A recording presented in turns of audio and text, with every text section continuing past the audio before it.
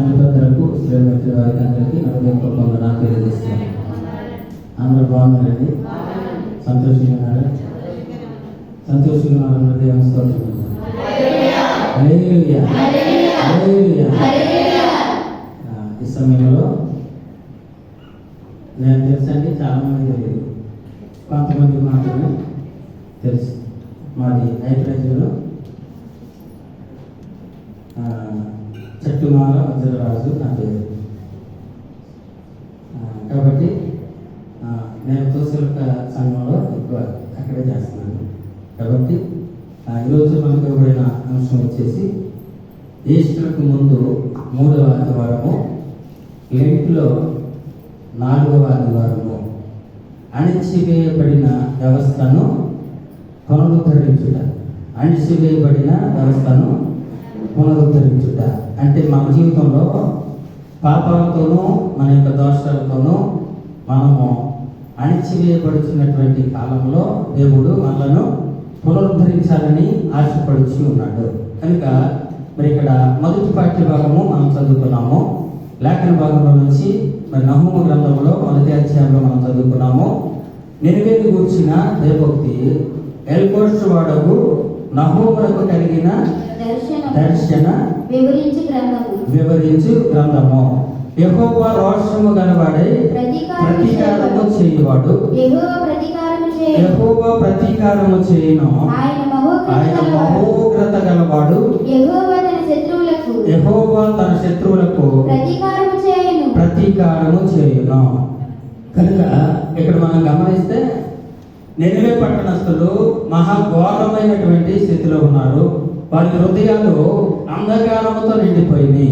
వారికి వారే మేము చేసేదే న్యాయము, మేము చేసేదే చట్టము, మేము నడిచేదే మంచి మార్గము అనుకునేటటువంటి దౌర్భాగ్య స్థితిలో నినివే పట్టణస్థులు ఉన్నారు. కనుక ఈ నహూముకు కలుగజేసినటువంటి దర్శనంలో దేవుడు మాట్లాడచ్చు. ఏమంటున్నాడంటే, యెహోవా రోషము గలవాడై ఉన్నాడు. యెహోవా రోషము గలవాడై మరి ఆ శత్రువులకు ఏం చేస్తాడు? శత్రువులకు ఏం చేస్తాడు? ప్రతీకారము చేస్తాడు. కనుక శత్రువులు అంటే ఆయన మాట వినని వారు, ఆయన అంగీకరించని వారు, దేవుని వాక్యానికి అవిధేయులైనటువంటి వారి మీద ఆయన ఏం చేస్తాడంటే ప్రతీకారము చేస్తాడు. కనుక తనకు విరోధులైన వారి మీద కోపం ఉంచుకొనును అన్నాడు. దేవునికి స్తోత్రము కలుగును గాక. కాబట్టి అలాగే 9వ వచనంలో చూసినట్లయితే, యెహోవాను గురించి మీ దురాలోచన ఏమి? బాధ రెండవ మారు రాకుండా ఆయన బొత్తిగా దానిని నివారణ చేయును. ముండ్ల కంపవలే శత్రువులు కూడినను, ద్రాక్షరసము త్రాగి మత్తులైనను, ఎండిపోయిన చెత్త వలె కాలిపోదురు. దేవునికి స్తోత్రము కలుగును గాక. నినివే పట్టణస్థులు త్రాగుబోతులుగా ఉన్నారు, తిరుగుబోతులుగా ఉన్నారు, దేవుని అంగీకరించినటువంటి వారిగా ఉన్నారు. కనుక వారు ఎంత బలము కలిగినను, ఎంత ఆస్తిపాస్తులు కలిగి ఉన్నను, వారు ఎంత సంపద కలిగి ఉన్ననో దేవుని కోపం ముందు ఎలా ఉంటారంటే, ఇక్కడ మరి తెలియజేసినటువంటి ముండ్ల కంపవలెను వారు ఏమైపోతారు? ముండ్ల కంపవలే శత్రువులు కూడినను, వారు ద్రాక్షరసము త్రాగి మత్తులైనను, ఎండిపోయిన చెత్త వలె కాలిపోదురు. దేవునికి మహిమ కలుగును గాక. ఈ ఉదయకాల సమయంలో దేవుడు మనతో మాట్లాడుచున్నాడు.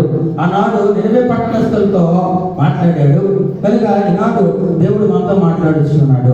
మన హృదయం ఎలా ఉందో, మన భక్తి, మన విశ్వాసం ఎలా ఉందో, మన నడవడిక ఎలా ఉందో మనం పరిశీలన చేసుకోవాల్సిన అవసరం ఉందని వాక్యం మనకి తెలియపరుస్తూ ఉంది. కాబట్టి అలాగే 12వ వచనం మనం చూసినట్లయితే, యెహోవా సెలవిచ్చినది ఏమనగా, వారు విస్తార జనమైన పూర్ణ బలము కలిగి ఉన్నను, కోత ఎంతైనట్లు వారు కోయబడి నిర్మూలమగుదురు. చాలమ్మా. ఈ లోకంలో ఎంత బలవంతులైనా, ఎంత పూర్ణ బలమున్నను, వారు ఎన్ని కోట్లు సంపాదించి కోట్లకు అధిపతి అయినా కూడా దేవుని ఉగ్రత ముందు ఎలా ఉంటారంటే నిర్మూలమైపోతారని, వాక్యం మనకు తెలియజేస్తూ ఉంది. ఈ లోకంలో ఉన్నవి వెండి బంగారాలు మనల్ని రక్షించవు, కానీ దేవుని యొక్క నీతి మనలను రక్షిస్తుందని వాక్యము తెలియజేస్తూ ఉంది. కనుక మనం ఎక్కడ ఏట్లతో మనము ఏ ఆకర్షణ వల్ల కురిగిపోతున్నామో, ఏ ఆశల వల్ల మనం అణగారిపోతున్నామో, అణచివేయబడుతున్నామో మనం అర్థం చేసుకోవాలి.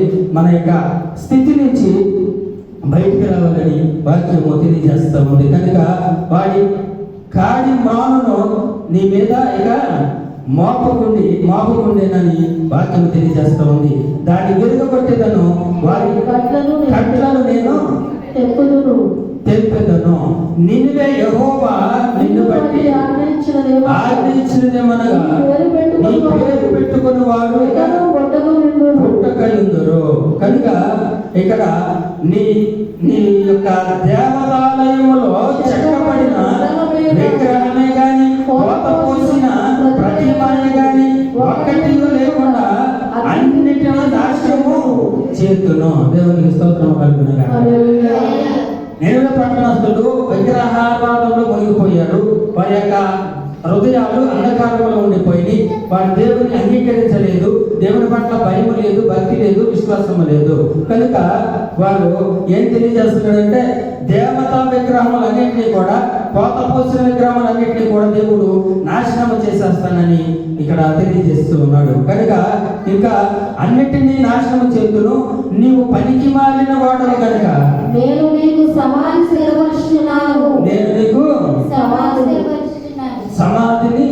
సిద్ధపరుచుచున్నాను అన్నాడు. దేవునికి స్తోత్రము కలుగును గాక. నినివే పట్టణస్థులు పాపము చేశారు, దోషము చేశారు కనుక వారి యొక్క పాపము నుంచి వారు పశ్చాత్తాపపడ్డారు కనుక రక్షింపబడ్డారు. కనుక మనము కూడా మనం చేసిన పాపాలు, దోషాల నుంచి మనము రక్షింపబడాలంటే మన జీవితాలను మార్చుకోవాల్సిన అవసరం ఉందని వాక్యం మనకి తెలియజేస్తూ ఉంది. అలాగే న్యాయాధిపతుల గ్రంథము 10వ అధ్యాయము 10వ అధ్యాయము 8వ వచనం నుంచి చూస్తే, వారు ఆ సంవత్సరం మొదలుకొని ఇశ్రాయేలీయులను అనగా యోర్దాను అవతలనున్న గిలాదునందలి అమోరీయుల దేశములో కాపురమున్న ఇశ్రాయేలీయులను 18 సంవత్సరములు చితకగొట్టి అణచివేసిరి. దేవునికి స్తోత్రము కలుగును. ఇశ్రాయేలు ప్రజలను ఏం చేశారమ్మా? అమోరీయుల దేశంలో కాపురం ఉన్నప్పుడు ఇశ్రాయేలీయులను 1 సంవత్సరం కాదు, 2 సంవత్సరాలు కాదు, ఎన్ని సంవత్సరాలు? 18 సంవత్సరాలు వారిని ఏం చేశారు? చితక కొట్టి అణచివేశారు. అంటే దేవుని అంగీకరించలేదు వారు, దేవుని చూపిన మార్గంలో వారు నడవలేదు. వారి అవివేక హృదయాల వల్ల, వారు చేసిన తప్పిదము వల్ల, వారిలో ఉన్నటువంటి పాప దోషం వల్ల వారు శత్రువులకు అప్పగించబడ్డారు. 18 సంవత్సరాలు బానిసత్వంలో ఉన్నారు. 18 సంవత్సరాలు వారు దురావస్థను అనుభవించి ఉన్నారు. అయినా అప్పటికి యెహోవా మీద వారు ఆశ పెట్టుకొని లేరు. కనుక అన్ని సంవత్సరముల వారు మరి ఎంతో బాధ వేదన అనుభవించినట్లుగా మనం చూస్తూ ఉన్నాము. కాబట్టి మనము జాగ్రత్తగా గమనించినట్లయితే వాక్యాన్ని మన జీవితంలో కూడా ఎన్నో ఇబ్బందులు, ఇరుకులు, శోధనలతో మనము ఇప్పటికీ కూడా చాలా మంది నెమ్మది లేని జీవితాలు జీవించేటటువంటి వారు ఉన్నారు. దేని వల్ల అంటే మన మన మన హృదయంలో ఉన్నటువంటి పాప వాంఛ వల్ల మనలను అణిచివేస్తున్నాయి. పాప వాంఛలు, పాప చేష్టలు, పాప వాంఛలు, లోక ఆశలు మనలను అణిచివేస్తున్నాయి. ఆత్మానుసారమైనటువంటి స్థితిలో మనం ఎదిగే స్థితి లేకుండా ఈ రోజున అణచివేయబడుచున్నటువంటి మన కోసమే దేవుడు ఈ యొక్క వాక్య ధ్యానం వల్ల మనతో మాట్లాడుచు ఉన్నాడు. దేవునికి స్తోత్రము కలుగును గాక.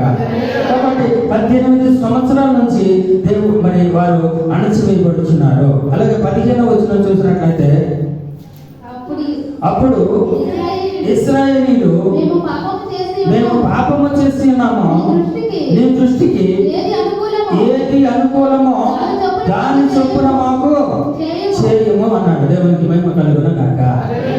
అవన్నీ శ్రమను అనుభవించాక 18 సంవత్సరాలు శోధింపబడ్డారు, హింసింపబడ్డారు, కొట్టబడ్డారు, ఎన్నో శ్రమలు అనుభవించారు.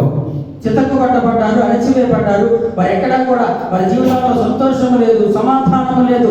వారు ఎక్కడా కూడా మరి నెమ్మదిగా జీవించినటువంటి స్థితి వారికి లేదు. కనుక వారు మరి ఇక్కడ 15వ వచనానికి వచ్చేసరికి ఏమంటున్నారంటే, అప్పుడు ఇశ్రాయేలీయులు ఏం తెలియజేస్తున్నారంటే, మేము పాపము చేసామయ్యా, మేము పాపము చేస్తున్నాము.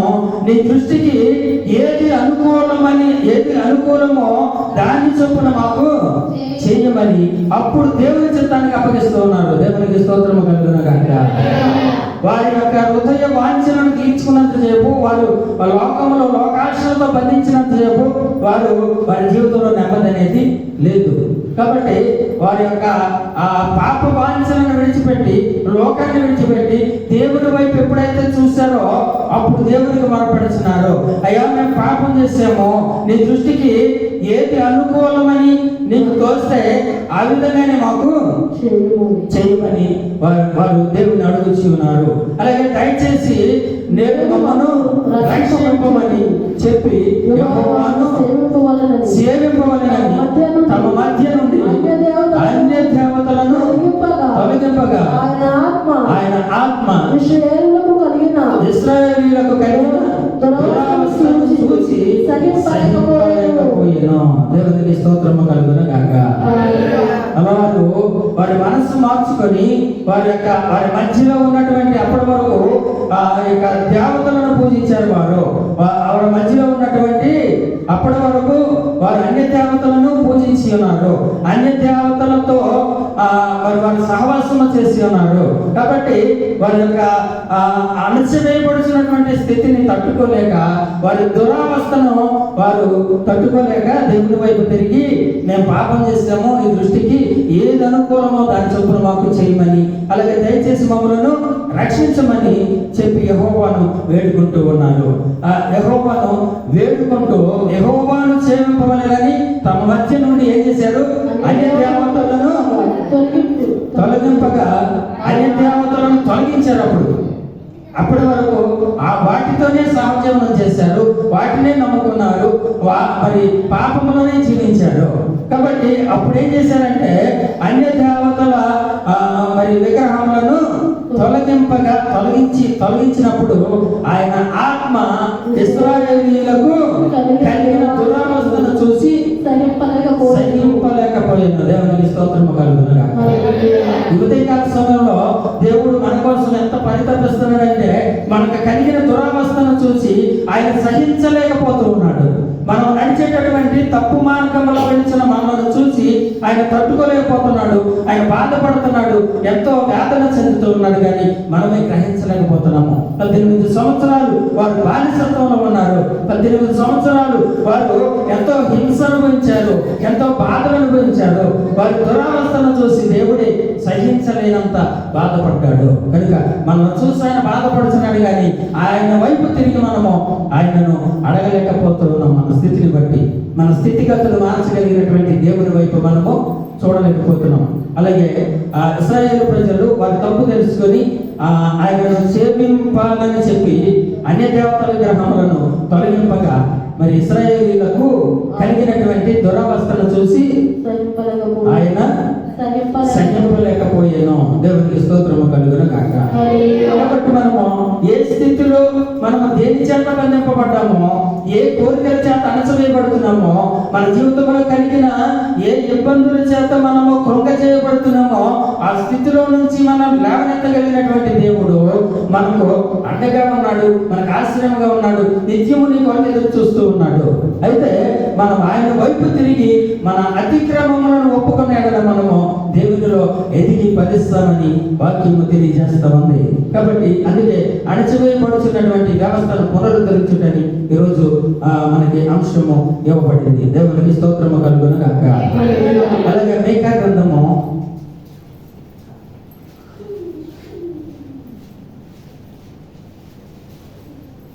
7వ అధ్యాయము 19వ వచనం నుంచి చదువు. ఆయన మరల మన యందు జాలిపడును, మన దోషములను అణిచివేయును, వారి పాపములన్నిటినీ సముద్రపు అగాధములలో నువ్వు పడవేతువు. మహిమ కలుగును గాక. ఇశ్రాయేలు ప్రజలు వారు తప్పు తెలుసుకున్నారు, మేము నడిచే తప్పు మార్గం అనుకున్నారు. వారి యొక్క అన్య దేవతలను విగ్రహములను పారవేసి దేవుని వైపు తిరిగారు, వారు రక్షింపబడ్డారు. అలాగే ఇక్కడ కూడా ఏం తెలియజేస్తున్నాడంటే మరి 19వ వచనంలో ఆయన మరలా మన యందు జాలిపడును. అంటే మన మీద ఎంత జాలి, ఎంత కనికరం ఉందంటే మనలో ఉన్న ప్రతి పాపము, ప్రతి దోషమును కూడా తీసి ఆయన ఎక్కడేస్తాడంటే సముద్రపు అగాధములో పడవేయను. కాబట్టి నీ మీద ఉన్న పాపం తీసివేసి ఆయన వీపుపై మోసాడు. ఆయన నీకోసమే లోకంలో జన్మించి నీకోసమే మరణించి ఉన్నాడు.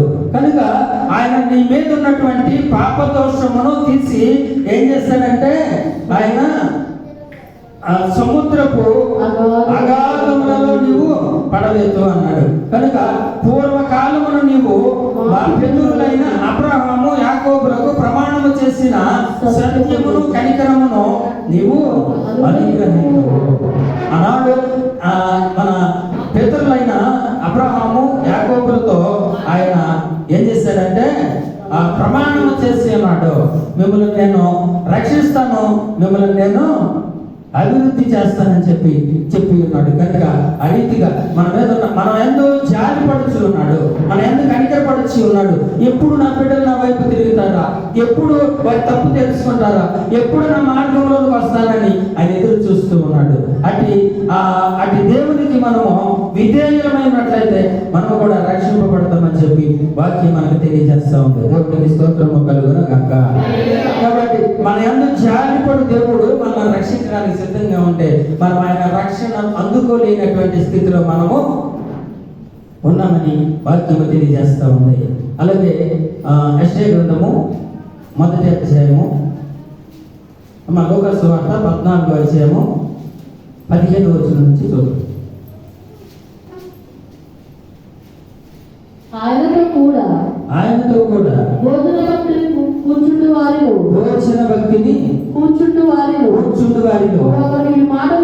ఒకడు ఈ మాటలు విని దేవుని రాజ్యములో భోజనము చేయువాడు ధన్యుడని ఆయనతో చెప్పగా ఆయన అతనితో ఇట్లా నేను ఒక మనుషుడు గొప్ప విందు చేయించి అనేకులను పిలిచెను.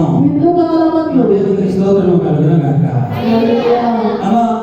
ఇక్కడ దేవుడు తెలియజేస్తున్నటువంటి మాట ఏమిటంటే ఆయనతో కూడా భోజన భక్తిని కూర్చుండిన వారిలో ఏమంటున్నాడంటే ఒకడు ఈ మాటలు విని దేవుని రాజ్యంలో భోజనం చేయుట ఏమన్నాడు, ధన్యుడని ఆయనతో చెప్పగా. అంటే ఆయనతో కూర్చుని భోజనం చేయడం ధన్యత కదా.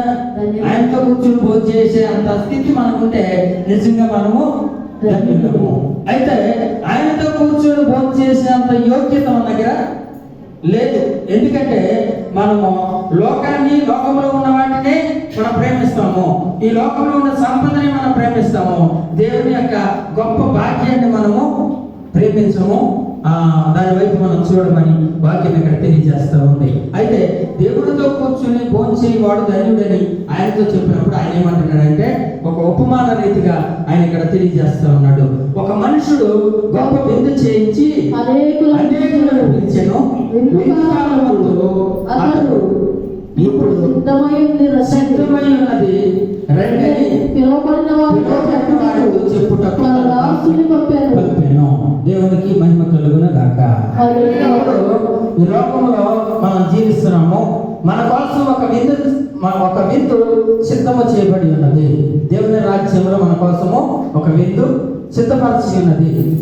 ఇక్కడలాగా అక్కడ కష్టపడే పని లేదు, ఎన్నో ఇబ్బందులు పడే పని లేదు, ఎంతో ప్రయాసపడాల్సిన అవసరము లేదు. అక్కడ దేవుడు సిద్ధపరిచినటువంటి ఆ విందులో మనము పాల్గొని ఆయనతో కూడా భోజనము చేయగలిగిన స్థితి మనకి ఇస్తాడు. ఎప్పుడంటే మనము లోకాశలను విడిచిపెట్టినప్పుడు. ఇక్కడ విందు సిద్ధము చేయబడి ఉన్నది, రండని పిలువబడిన వారితో చెప్పుటకు తన దాసులను పంపించినప్పుడు వారు ఏం తెలియజేస్తున్నారంటే అయితే వారు అందరూ ఏక మనసుతో నెపములు చెప్పసాగిరి. చాలు, నెపములు అంటే దేవుడు తను సిద్ధపరిచిన ఈవులను మనం పొందుకోలేకపోతున్నామంటే ఏంటంటే ఆయన పిలిచినప్పుడు మనము అనేక నెపములు చెప్పడానికి మన దగ్గర చాలా ఉంటాయి. మన దగ్గర ప్రార్థన కాలేదు ఏంటని అడిగితే మన దగ్గర చాలా సమస్యలు ఉంటాయి చెప్పడానికి. కాబట్టి ఇక్కడ కూడా అదే దేవుడు తెలియజేస్తున్నాడు. ఏమంటే విందులు సిద్ధము చేయబడినది రండని పిలువబడిన వారితో చెప్పుటకు ఒక దాసును పంపిస్తే వారు తెలియజేసినటువంటి నెపములు అనేకమైన నెపములు ఉన్నాయని వాక్యం మనకు తెలియజేస్తా ఉంది. ఆ నెపములు ఏంటంటే ఒక ఆయన నేను ఒక పొలము కొని ఉన్నాను, అవశ్యముగా దానిని చూడవలెనని నన్ను క్షమించవలెనని వేడుకొనుచున్నాను అన్నాడు. అంటే ఒక ఆయన పిలిస్తేనేమో ఏం చేశాడు, ఒక పొలము కొన్నాడు. అంటే ఈ లోకంలో ఉన్నటువంటి పొలములు అలాగే వెండి బంగారాలు ఇవి మనల్ని రక్షిస్తాయా, మన నిత్యరాజ్యాన్ని తీసుకెళ్తాయా? ఆయన చేసినటువంటి విందులోకి మనము వెళ్ళాలంటే ఏం చేస్తే వెళ్తామంటే ఈ లోక సంపదను విడిచిపెట్టినప్పుడే వెళ్తాం. మన లోకంలో ఉన్న సంపూర్ణత అంతా కూడా నశించిపోతుంది ఏదో ఒక రోజున. దేవుని నీతి మాత్రమే మనలను రక్షిస్తుంది. కాబట్టి ఇక్కడ ఒక ఆయనేమో నేను ఒక పొలము కొన్నాను, అందువల్ల నేను అర్జెంటుగా వెళ్ళి పొలాన్ని చూడాలి, కనుక నేను రాలేను, నన్ను క్షమించవలనని వేడుకుంటున్నాడు. ఇక రెండో వ్యక్తి ఏమంటున్నాడంటే మరి ఒకడు నేను 5 జతల ఎడ్లను కొని ఉన్నాను, వాటిని పరీక్షించ వెళుచున్నాను, కనుక నేను రాలేనని క్షమించవలనని అతడు కూడా అడుగుతున్నాడు. అంటే దేవుడిచ్చేటటువంటి బహుమానాల ముందు, దేవుడిచ్చే ఈవుల ముందు ఈ లోక సంపద మనకు ముఖ్యమైపోతే మనం ఈ లోకంలోనే గడపడతాం తప్ప ఆయన యొక్క విందులో మనం చేరలేమని వాక్యం మనకు తెలియజేస్తా ఉంది. దేవుడు నీ కోసం నా కోసం ఆయన రక్తాన్ని చిందించి మరణించి నీ కోసము ఆ లోకంలో మంచి నివాసాలు మంచి విందు నీ కోసం ఏర్పాటు చేస్తే నువ్వు ఈ లోకంలో అల్పమైన వాటి కోసమే పరుగులు తెస్తున్నావు తప్ప మరి దేవుడి వైపు చూడట్లేదని వాక్యం తెలియజేస్తా ఉంది. మరి మూడో వ్యక్తి ఏమంటున్నాడంటే మరి ఒకడు నేను ఒక స్త్రీని వివాహం చేసుకున్నాను, అందుచేత నేను రాలేను అనేను. దేవునికి మహిమ కలుగును గాక. అమ్మ దేనికోసం రాలేను అంటున్నాడు? ఒక స్త్రీని వివాహం చేసుకున్నాను నేను, ఆ స్త్రీ కోసం నేను రాలేను. అంటే ఈ లోకంలో ఉన్నటువంటి స్త్రీ ఎంత గొప్పదో, దేవుడు ఇచ్చేటటువంటి నిత్య రాజ్యంలో ఆయన సిద్ధపరిచిన విందు ఎంత గొప్పదో తెలుసుకొని లేనటువంటి అవివేక హృదయాలతో మనం ఉన్నాం. ఏది మనకు అవసరమో, ఏది మనకు ఉపయోగమో, ఏది యోగ్యకరమో తెలుసుకోలేనటువంటి మరి అవివేక హృదయాలతో మనం ఉన్నామని వాక్యం ఇక్కడ తెలియజేస్తా ఉంది. దేవుడు మన కోసం మంచి ఈవులు సిద్ధపరిచి ఇచ్చాడు, మంచి విందు సిద్ధపరిచి ఇచ్చాడు. ఆ యొక్క విందులో పాల్గొనడం ఎంతో ధన్యత ఆయనతో పాటు. కనుక ఆ ధన్యతను మనము కోల్పోతున్నామని వాక్యం తెలియజేస్తా ఉంది. అలాగే 16వ వచనంలో అన్నాడు, ఆయన అమ్మ చదవండి. ఒక మనుషుడు గొప్ప విందు అమ్మ అక్కడ కాదు, ఆయన అతనితో ఎట్లా నేను ఒక మనుషుడు గొప్ప విందు చేయించి అనేకులను కాదమ్మా 20వ వచనం. మరి ఒకడు నేను ఒక స్త్రీని వివాహం చేసుకున్నాను, అందుచేత నేను రాలేను నేను. అప్పుడు ఆ దాసుడు తిరిగి వచ్చి ఈ మాటలు తన యజమానునికి తెలియజేయగా ఇంటి యజమానుడు కోపపడి నీవు త్వరగా పట్టణపు వీధిలోనికి వెళ్ళి సందులలోనికి వెళ్ళి కంచెలలోనికి వెళ్ళి బీదలను అంగహీనులను గుడ్డివారిని ఎక్కడికి తోడుకొని రమ్మని ఆ దాసులతో చెప్పాను. దేవునికి స్తోత్రము కలుగును గాక. అంటే పిలువబడిన వాళ్ళు వచ్చారా? రాలేదు కనుక ఏం చెప్పాడంటే యజమానుడు, నువ్వు వెళ్ళి అమ్మ వీధులలోను కంచెలలోను ఉన్నటువంటి పేదవారిని, కుంటివారిని, గుడ్డివారిని, అంగహీనులను అనేకులను పిలుచుకొని రమ్మని ఆ దాసులతో చెప్పాడు. కనుక అతడు వెళ్ళి ఆయన చెప్పినట్లే, అయ్యా నువ్వు చెప్పినట్లే నేను వెళ్ళాను, అందరినీ కూడా గుడ్డివారిని అలాగే అంగహీనులను అందరినీ కూడా తీసుకొని వచ్చాను. అయినాను ఇంకా ఏముంది, ఇంకా చోటు మిగిలి ఉన్నది. దేవునికి స్తోత్రము కలుగునగాక. ఇంకా చోటు మిగిలి ఉన్నది అని ప్రభువా నీ యొక్క ఆజ్ఞ ఇచ్చినట్లు చేసి తిరిగి కానీ ఇంకను చోటు ఉన్నదని చెప్పాను. అందుకు యజమానుడు ఏమన్నాడో తెలుసా, నా ఇల్లు నిండునట్లు నీవు రాజమార్గములలోనికి వెళ్ళి లోపలికి వచ్చుటకు అక్కడ వారిని బలవంతము చేయము అన్నాడు. దేవునికి స్తోత్రము కలుగునుగాక. అనేకులు వస్తారు, అనేకులు దేవుని రాజ్యంలో ఉంటారు, అనేకులు దేవుని రాజ్యానికి వారసులు అవుతారు. కానీ ఎవరెవరంటే తన సొంత ఇంటి వారు మాత్రమే దేవుని రాజ్యానికి వారసులు అవరని చెప్పి వాక్యం తెలియజేస్తా ఉంది. అలాగే ఏలైనగా పిలువబడిన ఆ మనుషులలో ఒకడును రుచి చూడదని నేను. దేవునికి స్తోత్రము కలుగునుగాక. పిలువబడిన వారు ఎవరండి? ఆయన పిలువబడిన వారు ఎవరు అమ్మా? బాప్తిసం తీసుకున్న వాళ్ళు. అంటే బాప్తిసం తీసుకున్న వాళ్ళే కాదు, అందరినీ పిలిచాడు ఆయన. అందరినీ పిలిచాడు ఆయన, అందరినీ పిలుచుకున్నాడు. మన అందరినీ కూడా, మన పితరులైనటువంటి ఇశ్రాయేలు ప్రజలందరినీ కూడా ఆయన పిలుచుకున్నాడు. అయితే పిలవడం అందరినీ పిలిచాడు. ఎవరైతే వారి యొక్క జీవితాన్ని దేవుని మార్గంలో నడుపుకుంటూ దేవుని రాజ్యానికి వారసులు అవ్వాలని ఎవరైతే ఇష్టపడతారో, ఎవరైతే దేవుని మీద ఆధారపడతారో వారు మాత్రమే ఏం చేస్తారంటే రక్షణ పొందుతారు.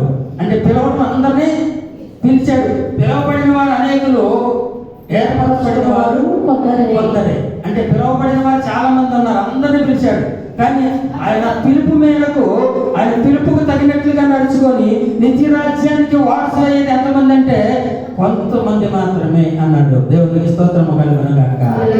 కనుక ఆయన రాజ్యానికి వెళ్ళాలంటే మనం ఎన్ని కోట్లు పెట్టి కొనుక్కుంటే వచ్చేది కాదది. మన ప్రవర్తన వల్ల, మన నడవడిక వల్ల, మన భక్తి విశ్వాసం వల్ల మాత్రమే అది సాధ్యమవుతుందని వాక్యము తెలియజేస్తా ఉంది. కనుక ఆయన అందరినీ పిలుస్తున్నాడు. పిలువబడిన వారేమో రాలేదు, అనేకులు వచ్చి ఆయన రాజ్యంలో చేరారు. కానీ మనమే ఆయన రాజ్యంలో ఒక్కడు కూడా ఆ విందును రుచి చూడడని ఆయన తెలియజేసి ఉన్నాడు. అంటే ఈ లోకంలో ఒక్కళ్ళన్నా ఆయన చేసిన విందులో కానీ, ఆయన ఏర్పరిచినటువంటి రాజ్యంలో కానీ ప్రవేశించగలిగిన వాళ్ళు ఎవరు కూడా లేరని వాక్యం మనకు తెలియజేస్తా ఉంది. దేవునికి స్తోత్రము కలుగునుగాక. కాబట్టి జాగ్రత్తగా వాక్యాన్ని మనము గమనించినట్లయితే మనము ఏ స్థితిలో ఉన్నామో అర్థం చేసుకోవాలని వాక్యము తెలియజేస్తా ఉంది. కనుక మనము నిత్య రాజ్యానికి వారసులు అవడమే మన యొక్క నిరీక్షణ. అంతేగాని లోకంలో ఉన్న భూములు, లేకపోతే ఎడ్లు, లేకపోతే స్త్రీలను వివాహం చేసుకోవడం ద్వారా మనం నిత్య రాజ్యంలోకి ప్రవేశించలేము. కనుక నెపములు చెప్పక ఏం చేయాలి మనము? నెపములు చెప్పక ఆయన పిలుపునకు లోబడి వెళ్ళినట్లయితే ఆయన విందు మనము మరి ఆయన విందులో పాల్గొనేటటువంటి గొప్ప ధన్యత మనకి కలుగుతుందని వాక్యం తెలియజేస్తా ఉంది. యేసయ్యా కనికర పూర్ణుడా, ప్రేమకు నిలయుడా, యేసయ్యా కనికర పూర్ణుడా, ప్రేమకు నిలయుడా, నీవైనా సంతోషగానము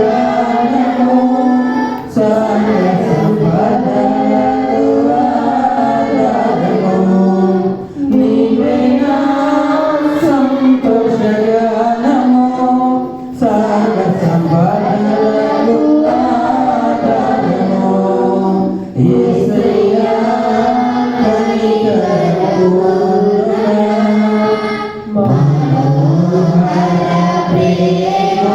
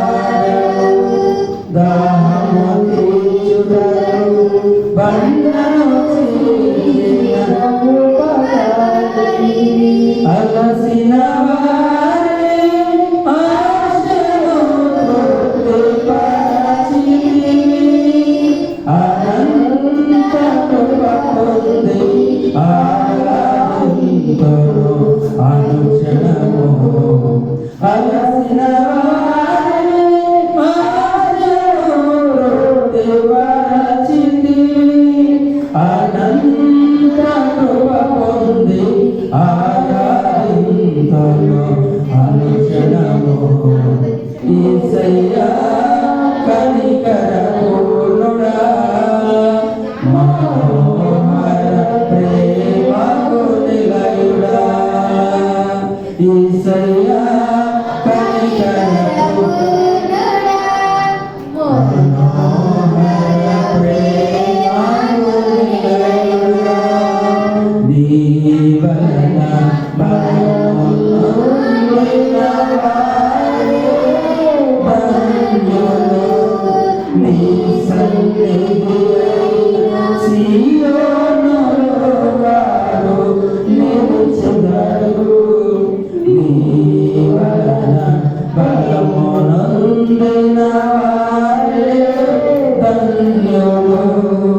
నీ సన్నిధి అయిన సీయోనులో వారు నిలిచెదరు. ఘోరమైన ప్రార్థనలు చేర్చుటకు నిత్యము క్షమించెదను తుది వరకు. నిలువరమైన రాజములో నిన్ను చూచుటకు నిత్యము సేవించెదను తుది వరకు. యేసయ్యా కనికర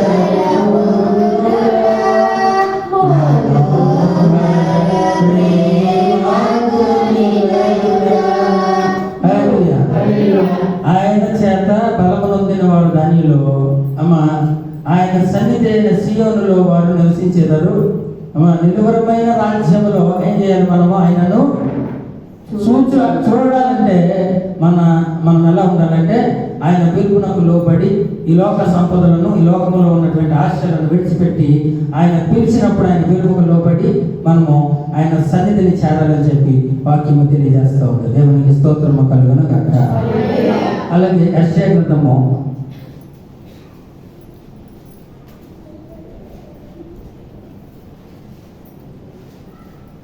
1వ అధ్యాయము 10వ వచనంలో మనం చూస్తాం. సొదొమ న్యాయాధిపతులారా, యెహోవా మాట ఆలకించుడి. గొమొర్రా జనులారా, మన దేవుని ఉపదేశమునకు చెవియొగ్గుడి. యెహోవా సెలవిచ్చిన మాట ఇదే. విస్తారమైన మీ బలులు నాకేలా దహన బలులకు పొట్టేళ్లను బాగుగా మేపిన దూడల త్రొవ్వును నాకు ఇష్టమయ్యను. కోడి రక్తమందైనను, గొర్రెల రక్తమందైనను, పొట్టేళ్ల రక్తమందైనను నాకు ఇష్టము లేదు. కానీ దేని వలన నాకు ఇష్టం అంటే వేరు హృదయములను నాకు అర్పించుడి అని వాక్యం ఇక్కడ తెలియజేస్తా ఉంది. దేవునికి స్తోత్రము కలుగును గాక. కనుక నినివే పట్టణస్థులను మనం చూసాము. వారి హృదయము అంధకారముతో నిండిపోయింది. వారు పాపములో ఉన్నారు. వారికి వారే మేము నడిచేదే మంచి మార్గం అని చెప్పుకునేటటువంటి వారు. అలాగే సొదొమ న్యాయాధిపతులారా నా మాట ఆలకించండి అన్నాడు. గొమొర్రా జనులారా, మన దేవుని ఉపదేశమునకు చెవియొగ్గుడి. యెహోవా సెలవిచ్చిన మాట ఏంటంటే విస్తారమైన బలులు నాకు వెక్కసమాయను. మీరు అర్పించే బలులు కానీ, మీరు ఇచ్చే కానుకలు కానీ, మీరు ఇచ్చేటటువంటి సంపదలు కానీ నాకు అవసరం లేదు. కానీ మీరు మీ యొక్క హృదయాన్ని నా సన్నిధిలో కుమ్మరించండి, నాకు అదే సంతోషం అన్నాడు. దేవునికి స్తోత్రము కలుగును గాక. అలాగే 16వ వచనం చూసినట్లయితే, మీ చేతులు మిమ్మను కడుగుకొనుడి, శుద్ధి చేసుకొనుడి. మీ దుష్క్రియలను నాకు కనబడకుండా వాటిని తొలగించుడి. దేవునికి స్తోత్రము కలుగును గాక. మనం దేవునికి ఏమి అవసరంలా, మనం ఏమి అర్పించవసరం లేదు. కానీ ఏం చేయమన్నాడు ఇక్కడ? మిమ్మను మీరు కడుగుకొనుడి, మిమ్మను ఏం చేయమన్నాడు? శుద్ధి చేసుకునుడి. అలాగే మీ దుష్క్రియలను నాకు కనబడకుండా వాటిని తొలగించుకోనండి. మీ దుష్క్రియలు నాకు కనబడకుండా, మీ పాపాలు నాకు మీకు మధ్య మీ పాపాలు అడ్డుగోడగా ఉన్నాయి కనుక ఆ యొక్క అనుకోవడాలు పోల్చబడాలంటే మీరు మీ యొక్క హృదయములను కడుక్కోండి, మీరు శుద్ధి చేసుకోనండి అని వాక్యం ఇక్కడ తెలియజేస్తా ఉంది. కాబట్టి మీ దుష్క్రియలు నాకు కనబడకుండా వాటిని తొలగించుకొనడి అని వాక్యము తెలియజేస్తా ఉంది. దేవునికి స్తోత్రము కలుగును గాక. కాబట్టి మనం దేవునికి ఏదో ఇచ్చేసాము, అందువల్ల మనం రక్షించబడతామనో, లేకపోతే దేవుని సన్నిధికి మనం ఏదో కొన్ని లక్షలు ఇచ్చేసాము అందువల్ల మనం రక్షించబడతాము అనుకుంటే మాత్రము అది మన అవివేకము. దేవునికి బలులు అర్పించుట కన్నా మాట వినుట శ్రేష్టము. కనుక ఆయన మాట వింటే మనము శ్రేష్ఠులమవుతామని వాక్యము తెలియజేస్తా ఉంది. కాబట్టి ఆస్తి పాస్తుల మీద మక్కువ లేదు. అపొస్తలుల కార్యాలు 4:32 వచనంలో మనం చూసినట్లయితే, విశ్వసించు వారందరూ ఏక హృదయమును ఏకాత్మ గలవారై ఉంటిరి. ఎవడును తమకు కలిగిన వాటిలో ఏదియో తనదని అనుకోలేదు. వారికి కలిగినదంతయో వారికి సమిష్టిగా ఉండేది. దేవునికి స్తోత్రము కలుగును గాక. ఇక్కడ అపోస్తలుల గురించి మరి అపోస్తలుడైన పౌలు మనతో మాట్లాడచ్చు. ఏమంటున్నాడంటే, విశ్వసించిన వారందరూ కూడా ఎలా ఉన్నారంటే ఏక హృదయము గలవారై ఉన్నారు, ఏకాత్మ గలవారై ఉన్నారు. వారిలో విభేదాలు లేవు, వారిలో ఒకరి మీద ఒకరికి అసూయలు లేవు, ఈర్ష్యలు లేవు, కక్షలు లేవు. అందరూ కూడా ఎలా ఉన్నారు? ఏక హృదయము గలవారై ఉన్నారు. అందరూ కూడా ఒక హృదయము ఎలా ఆలోచిస్తుందో వారు అందరూ కూడా ఒకే హృదయం ఆలోచించినట్లు ఆలోచిస్తున్నారు. కాబట్టి ఏకాత్మ గలవారై ఉండేది. ఎవరినో తనకు కలిగిన వాటిని ఇది నీది ఇది నాదని ఎవరు కూడా అనుకోవట్లా. అందరూ కూడా వారికి కలిగినదంతా కూడా అందరికీ సమిష్టిగా ఉంది అని పౌలు గారు ఇక్కడ మనతో మాట్లాడుతున్నాడు. కనుక మరి అధికముగా అపోస్తలులు ఏం చేస్తున్నారు? బహు బలముగా ప్రభువైన యేసు పునరుత్థానము గురించి సాక్ష్యం ఇచ్చేది. దైవ కృప అందరి యందు అధికముగా ఉండెను. దేవునికి మహిమ కలుగును గాక. దేవుని కృప అందరి యందు కూడా అధికముగా ఉంది. ఎందువల్లంటే అందరూ ఏకముగా ఐకమత్యముగా ఏకహృదయము కలిగి ఏకాత్మ కలిగి ఉన్నారు కనుక వారి మీద దైవ కృప అధికముగా ఉంది. కనుక మనము దేవుని కృప పొందలేకపోతున్నామంటే కారణం ఏంటంటే మనకి ఒకరి మాట ఒకరికి పొత్తు కుదురుదా? కుదరదు. అందుకని మనకి దేవుని కృప దైవ కృప మనకు దూరంగా ఉంది. కనుక వారందరూ కూడా ఏకాత్మ గలవారే, ఏకహృదయము గలవారే, వారికి ఉన్న ఆస్తిపాస్తులన్నీ కూడా సమిష్టిగా ఉంచుకున్నారు. కనుక ఇది నీది అది నాది అనే తేడాలు వాటిలో లేవు. కనుక అందరూ కూడా ఒకే కుటుంబం లాగా ఐకమత్యం ఉన్నారు. కనుక దైవ కృప వారి యందు అధికముగా ఉన్నదని వాక్యం ఇక్కడ తెలియజేస్తూ ఉంది. దేవునికి స్తోత్రము కలుగును గాక. కాబట్టి ఇంకా గెలవలసిన మనం చూసినట్లయితే, ఇంట్లైనను కలిగిన వారందరూ వాటిని అమ్మిన వాటి ఎలా తెచ్చి పాదాల పెట్టుచూ వచ్చేది. వారికి ఉన్న భూములు ఇండ్లు అన్ని కూడా అమ్మేసి ఎక్కడ పెడుతున్నారు? అపోస్తలుల పాదాల యొద్ద పెట్టించున్నారు. అయితే మీకున్నదంతా అమ్మేసి తీసుకొచ్చి ఇక్కడ పెట్టమని నేను చెప్పట్లేదు, కానీ ఉన్నదానిలో మనము దేవునికి దాతృత్వము కలిగినటువంటి హృదయాలు మనకి ఉండాలని వాక్యము ద్వారా దేవుడు తెలియజేస్తా ఉన్నాడు. అంతేగాని ఆయన యొక్క రాజ్యానికి మనం ప్రవేశించాలంటే ఎలాంటి ఐకమత్యంగా ఉండాలి, ఏకాత్మ గలవారా ఏక హృదయము గలవారమై ఉంటేనే తప్ప ఒకరి మీద ఒకరు ఈర్ష్యలు కక్షలు పెట్టుకుంటే రోమా సంఘస్థులు వివాదాలు పెట్టుకొని వారు దేవుని దృష్టిలో నేరస్తులయ్యారు. రోమా సంఘం వారిలో వారు వివాదాలు పెట్టుకొని దేవుని కృపకు దూరం అయిపోయారు. కాబట్టి మనము అందరము ఒకరి మీద ఒకరు ప్రేమానురాగాలు కలిగి ఉండేటటువంటి స్థితి మనందరికీ కలిగి ఉండాలని ఈరోజు వాక్యము మనతో మాట్లాడుతూ ఉంది. దేవునికి స్తోత్రము కలుగును గాక. కనుక మనము పరిశుద్ధ పౌలు తెలియజేసినట్లుగా అందరూ కూడా మరి మనము ఐకమత్యంగా ఉండాలని. అలాగే ఇక్కడ ఇంకొక వ్యక్తి కనపడుతున్నాడు. అతను ఎవరంటే అతడు వారు ప్రతి వానికి వారి అక్కడి కొలది పంచిపెట్టేది కనుక ఎవరికి కొలువు లేకపోయాను. అయితే కోప్రాలో పుట్టిన లేవీయుడగు యోసేపు అను ఒక మనుషుడు ఉండెను. ఇతనికి అపోస్తులు హెచ్చరిక పుత్రుడు అతనికి అపోస్తలులు హెచ్చరిక పుత్రుడని అర్థమిచ్చు అర్థమిచ్చు బర్నబా అని పేరు పెట్టి ఉండేది. ఇతడు భూమి గలవాడై ఉండి అమ్మ ఇక్కడ కోప్రాలో పుట్టినటువంటి లేవీయుడకు ఎవరు యేసేపు అనేటటువంటి ఒక పేరు గలవాడు ఉండెను. అతనికి అపోస్తలులు ఏం పేరు పెట్టారంటే హెచ్చరిక పుత్రుడు అని పెట్టారు. అంటే హెచ్చరిక పుత్రుడు అంటే ఆదరణ పుత్రుడు అని కూడా అర్థము వస్తుంది కనుక హెచ్చరిక పుత్రుడు అని పెట్టారు.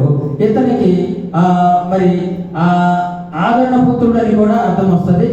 బర్నబా అని పేరు పెట్టి ఉండేది. అతడు ఏం చేశాడంటే అతడు బహుగా భూమి గలవాడై ఉండి దానిని అమ్మి దాని వెల తెచ్చి అపోస్తలుల పాదముల యొద్ద పెట్టారు.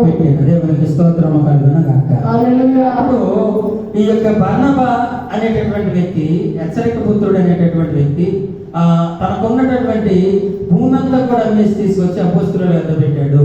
అతడు నిత్య రాజ్యంలో దేవుని యొక్క విందులో ఖచ్చితంగా పాల్గొంటాడు. దేవుని రాజ్యంలో చేరదనేటటువంటి దృఢ సంకల్పం అతనికి ఉంది. మనం కూడా నమ్మొచ్చు.